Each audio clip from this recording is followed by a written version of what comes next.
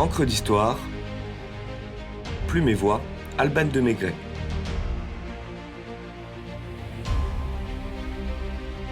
La bataille d'Actium, pile ou face entre l'Orient et l'Occident.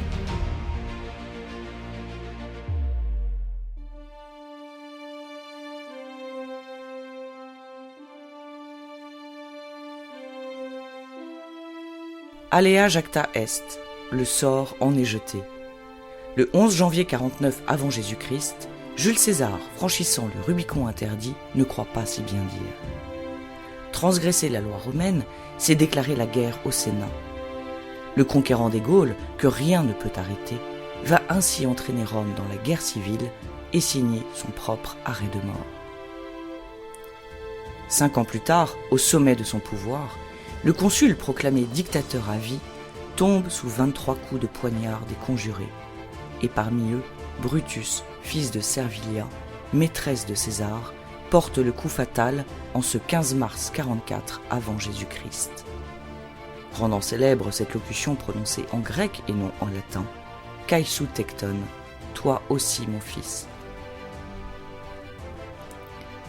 César mort, un nouveau triumvirat est officiellement constitué avec Antoine, héritier politique de César, Lépide, maître de la cavalerie du consul, et le jeune Octave, neveu et fils adoptif du défunt. Les 3 hommes se déclarent tres viri rei publicae constituendae et se partagent les territoires romains sous fond de rivalité non dissimulée.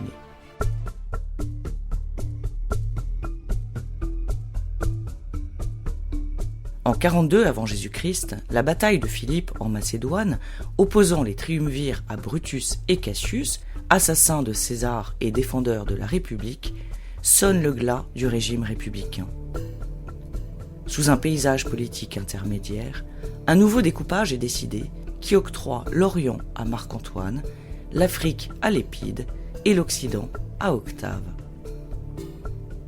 En 36, Octave, avec l'appui de son fidèle ami le général Agrippa, remporte à Noloque en Sicile une bataille navale contre Sextus Pompée, dernier fils de Pompée le Grand. L'attitude équivoque de Lépide pendant ce conflit conduit à sa destitution par Octave, qui affirme encore davantage son pouvoir. Il reste donc 2 hommes, 2 héritiers de Jules César, 2 beaux-frères, 2 amis, 2 rivaux, Octave et Antoine. Si le premier gouverne avec habileté l'Occident et y rétablit la paix, le second abandonne sa femme Octavie, sœur d'Octave, pour s'installer à Alexandrie, aux côtés de la redoutable Cléopâtre, qui l'épouse selon le rituel égyptien. Rencontré pendant ses campagnes contre les Parthes, Antoine, à l'instar de son maître, avait succombé au charme de cette reine aussi jolie née.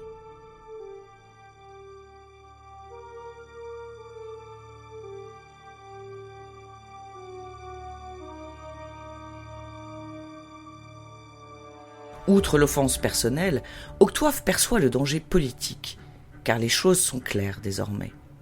Les 2 Romains visent le pouvoir absolu. Chacun, en digne héritier de César, veut régner en seul souverain sur le monde romain, qui n'ose encore s'appeler empire. La République est tombée. Le pouvoir se partage désormais chaotiquement entre 2 hommes.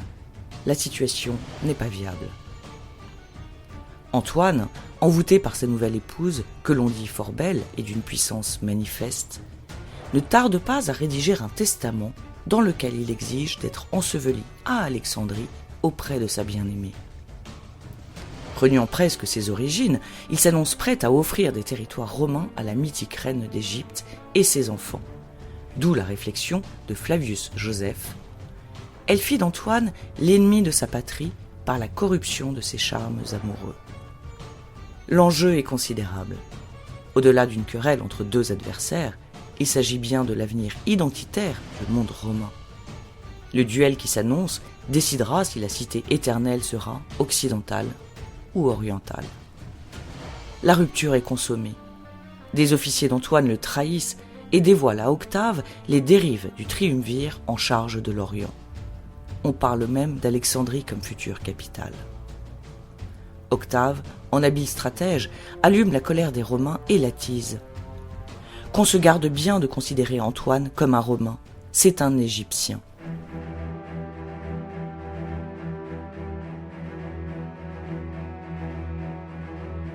Soutenu par le Sénat, l'Occident civilisé d'Octave déclare la guerre à l'Orient barbare d'Antoine en octobre 32 avant Jésus-Christ.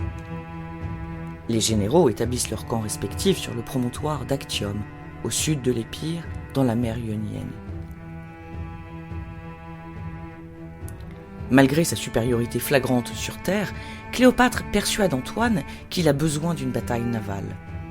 Aveuglé par l'amour, Antoine, qui n'ignore pourtant pas l'aisance aguerrie de la flotte d'Octave, obéit à sa maîtresse. Mais il s'était rendu si dépendant d'une femme qu'avec une telle supériorité de force de terre, il préféra combattre sur mer par le seul motif de plaire à Cléopâtre, nous relate Plutarque dans les Vies parallèles. Le manque de flair d'Antoine provoque des défections importantes dans son camp. Celle de Quintus Dellius notamment, qui rejoint l'autre partie et livre les plans de bataille. Le 2 septembre 31 avant Jésus-Christ, vers midi, après 4 jours de tempête, les navires d'Antoine et Cléopâtre quittent leur mouillage sous une légère brise. Les trirèmes légères romaines ne font pas le poids face aux lourds vaisseaux égyptiens. Après 6 heures de lutte acharnée, Agrippa feint de battre en retraite. Publicola, qui commande le flanc droit de la flotte, tombe dans le piège et part à la poursuite de son bateau, dispersant la flotte orientale. Le général romain profite de la confusion pour faire volte-face et attaquer les navires ennemis éparpillés. Cléopâtre se faufile et prend le large à bord de l'Antonia, qui contient le trésor des Ptolémées, suivi de près par Antoine, qui, je cite, abandonna et trahit ceux qui se faisaient tuer pour lui, pour suivre celles qui avaient déjà commencé à le miner.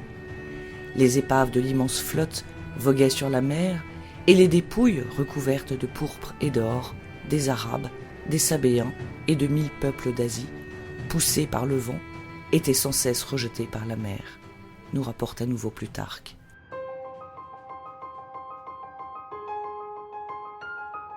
Face à l'absence de ses chefs, l'armée de terre d'Antoine se rend, et le fils adoptif de César fait édifier la ville de Nicopolis pour célébrer sa victoire.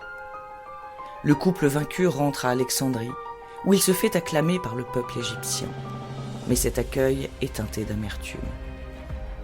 Octave s'affirme désormais comme le maître incontesté du monde romain et continue son offensive jusqu'en Égypte.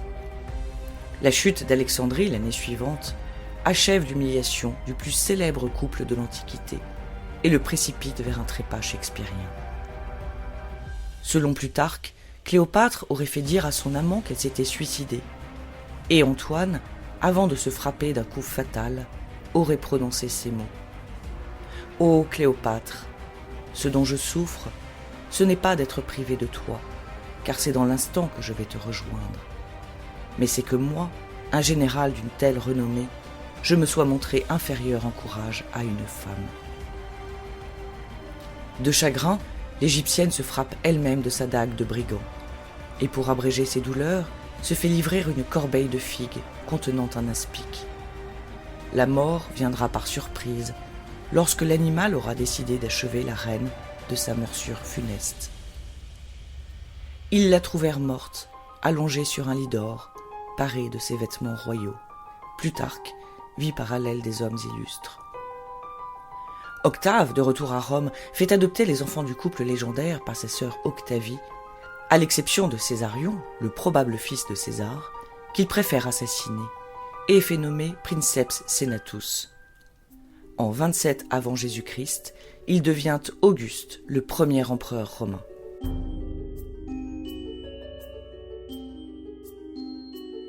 Le nez de Cléopâtre, s'il eût été plus court, toute la face de la terre aurait changé, nous dit Pascal dans ses pensées. La bataille d'Actium, si Antoine l'avait gagnée, toute la face de la terre aurait changé. Quelle serait la face du monde aujourd'hui si Octave avait perdu?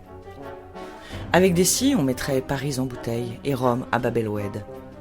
Alea jacta est, cette fois tout du moins, le destin avait décidé que l'Occident l'emporterait.